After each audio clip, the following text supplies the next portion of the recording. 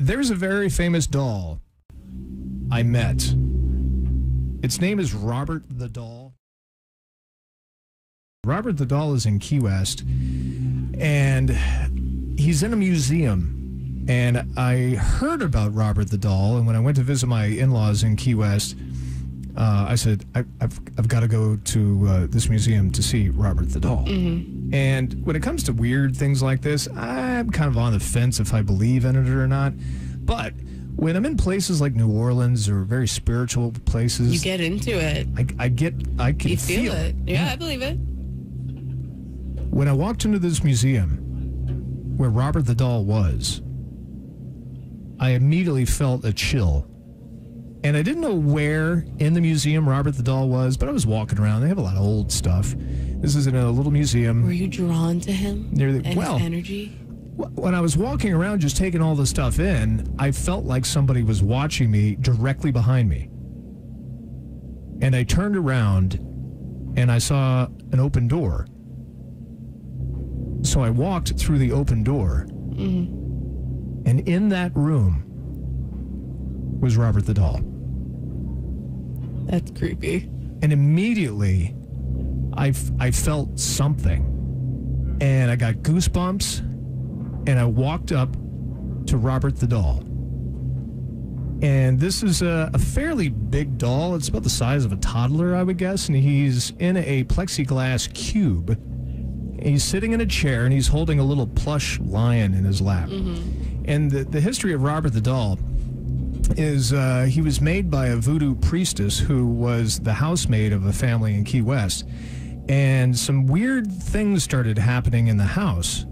And the little boy of the family, when he was asked by his parents, what happened? Why was the lamp broken? He would say, Robert did it. Nope. Other strange things happened, and the parents would ask their son, what happened? And he said, Robert did it. And the legend is that there was a spirit in this doll that the voodoo priestess made for this family.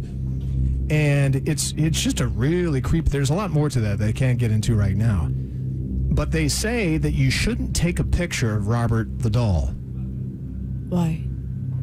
Unless you have permission from Robert. If you don't ask Robert's permission before you take his picture, something bad will happen to you. Right. And I know you have a picture of Robert the Doll. Here, I'll text it to you. No, don't text it to me. Because I'm not near Robert right now to go and ask him. But did you ask before taking this photo? I pulled out my phone. Yeah. And I said, Robert, may I take a picture of you? Uh-huh. Nobody else in the museum. It's just me. Right. And I'm staring right at this thing. Yeah. And I feel like an idiot because I'm talking to this doll that's in a plexiglass cube. If it offers you protection, do not feel like an idiot. And they say that when you ask Robert permission, if you look closely, you'll see a slight turn of the head or a slight nod of the head. Oh. No. That's so weird.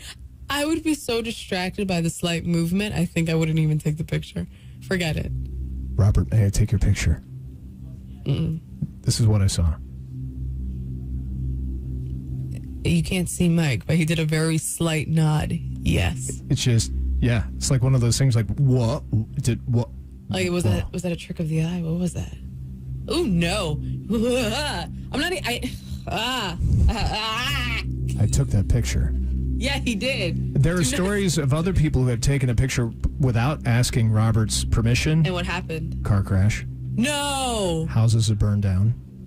Houses have burned down? Yeah.